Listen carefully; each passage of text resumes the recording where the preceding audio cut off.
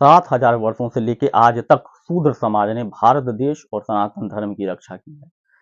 वेद व्यास से लेकर विदुर तक, बाबा साहब भीमराव अंबेडकर से लेकर महात्मा ज्योतिबा फुले, सावित्रीबाई फुले तक हजारों महानायक हुए शूद्र समाज में, जिन्होंने ये प्रमाण दिया कि भारत के सच्चे सपूत और सनातन धर्म के रक्षक हैं।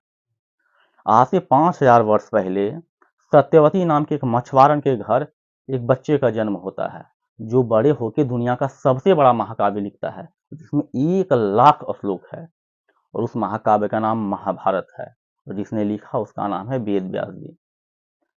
वेद व्यास वही हैं जिन्होंने वेदों का संकलन और वर्गीकरण दोनों किया था। इसी के शिष्य थे जैमिनी और सुखदेव। वो एक महान दार्शनिक हुए। उसी समय और एक महानायक का जन्म होता है जिसका नाम था विदुर जी।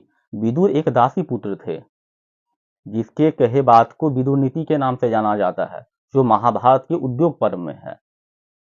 विदुर हस्तिनापुर के महामंत्री थे। महामंत्री का मतलब होता है राजा के बाद सबसे पावरफुल इंसान।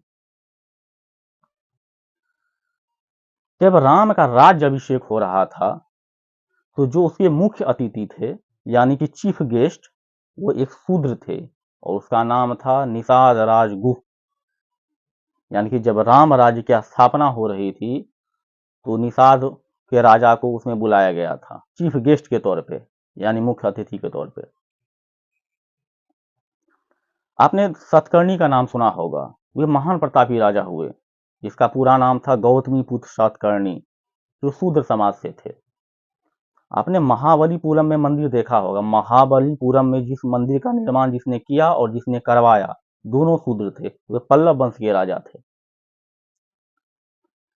आज 20वीं शताब्दी में आऊंगा, उससे पहले और एक बात कर लेता हूं। आपने सबरी का नाम सुना होगा। सबरी भीलिनी जाति से थी, जिसके झूठे बैर राम खाए थे।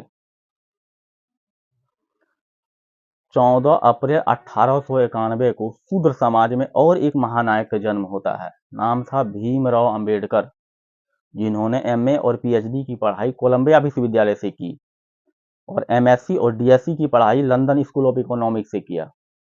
डीएससी का मतलब होता है डॉक्टर ऑफ साइंस।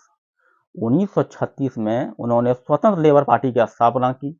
1942 में all India schedule caste federation का गठन किया, और भारत के पहले कानून मंत्री बने।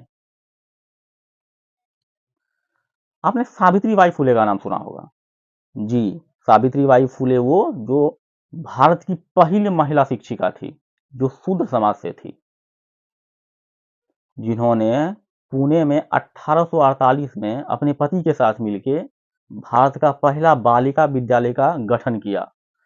सैल्यूट है ऐसे शूद्रों को। वीडियो पसंद आया हो तो लाइक करें, सब्सक्राइब करें और शेयर करें।